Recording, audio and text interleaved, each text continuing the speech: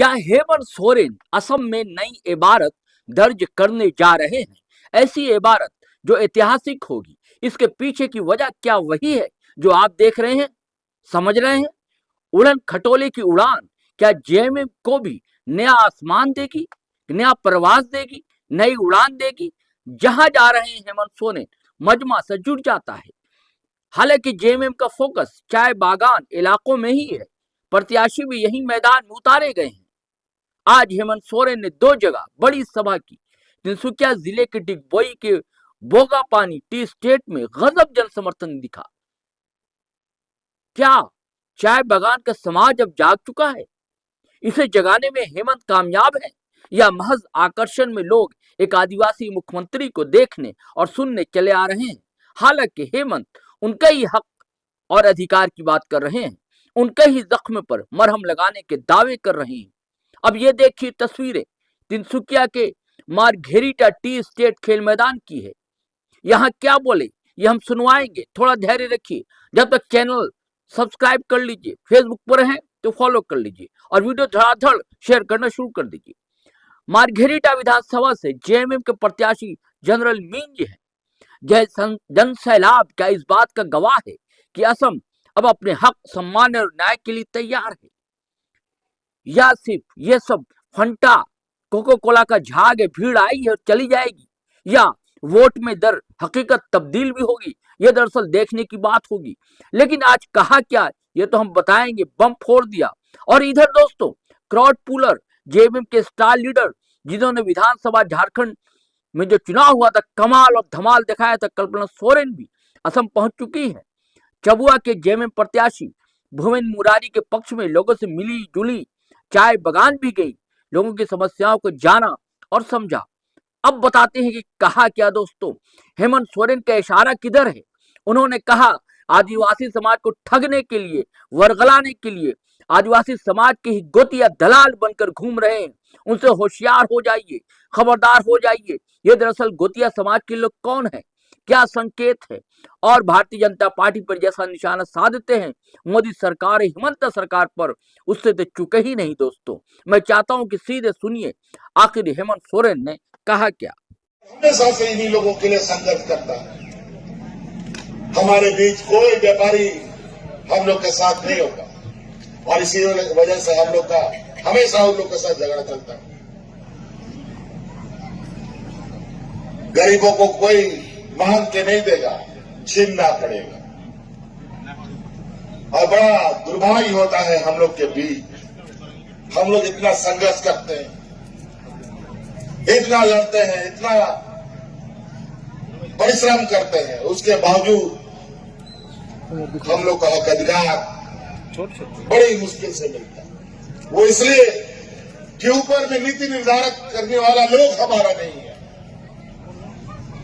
वहां पूंजीपतियों का पूरा जमावड़ा है और वो लोग हम ही लोग का बीच और हम ही लोग का जात बिरादरी, हम ही लोग का गोतिया लोग को अपना दलाल और एजेंट बना करके हमारे बीच में हमको इधर उधर करके रखने का काम करता है,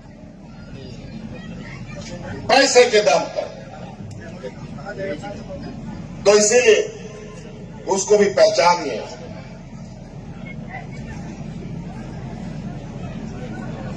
आज से ये समस्या नहीं है। हमको बड़ा ताजुब होता है कभी कभी जब असम नहीं बना, बिहार नहीं बना, झारखंड नहीं बना, उड़ीसा नहीं बना, उस समय से यहाँ के आदिवासी यहाँ पर है। लेकिन बिहार का आदिवासी आदिवासी, झारखंड का आदिवासी आदिवासी, उड़ीसा का आदिवासी आदिवासी, बंगाल का आदिवासी आदिवासी, लेकिन असम का आदिवासी आदिवासी नहीं। इसका मतलब आप आदिवासी नहीं है, आप भारत देश के वासी भी नहीं है। कल को वो भी दिन ये लोग दिखा देगा कि आप लोग इस देश का ही निवासी नहीं हो, भाग जाओ। आज 2 वक्त का रोटी के लिए गरीब गुरुआ क्या जिल्लत झेल रहा है। हम तो देखा 2-4 गांव चाय बागानों का, हम चिंता में डूबे हुए अभी भी। इस रात को सजाया संवारा यहाँ के आदिवासियों ने, किसानों ने, हरियाली बनाई यहाँ के किसानों ने, आदिवासियों ने। लेकिन आज ये समूह सभी हास्य पर है। इसीलिए साथी, आज इस रात को ऐसे ताकत की जरूरत है जिसको आप लोगों ने अपने से सजाया बनाया हो, ताकत दिया हो।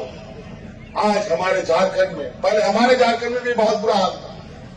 डबल इंजन की सरकार थी, लोग हाथ में राशन कार्ड ले लेकर के भाग भाग करके मर गए। लेकिन आज 6-7 सालों से एक भी व्यक्ति भूख से नहीं मरा। आज महंगाई आसमान छू रही है। यही भारतीय जनता पार्टी का देश। अभी खाड़ी देशों में युद्ध चल रहा है, 5-6 राज्यों में देश में चुनाव हो रहा है। ये चुनाव खत्म होगा, फिर आप देखिएगा इस देश में कितना बड़ा हाहाकार मचेगा। अभी तो महंगाई अभी 100 गुना नहीं बढ़ा तो क्या कहना। अभी तो गैस लाइन में लोग 15 दिन 20 दिन से लगे हुए, या फ्री गैस सिलेंडर बांटने का बात बोलता था, अब बांटो फ्री सिलेंडर। कोई सिलेंडर नहीं मिलने वाला। कुछ दिनों के बाद खाना मिलेगा कि नहीं, ये भी बड़ा मुश्किल। और ये सारा खेल यही हमारी जमात पूंजीपतियों का होगा। कोई अनाज दबा के रखेगा, कोई गैस दबा देगा, और जो 400, 1000, 1200 रुपए का जो गैस सिलेंडर है उसको 5-5, 10-10 हजार रुपए में बेचेगा। और मरता क्या ना करता, वही स्थिति होगा। इसीलिए अभी चुनाव का माहौल है, लेकिन देश की अर्थव्यवस्था में आग लगा हुआ है, पूरा तरीके से चरमरा गया है।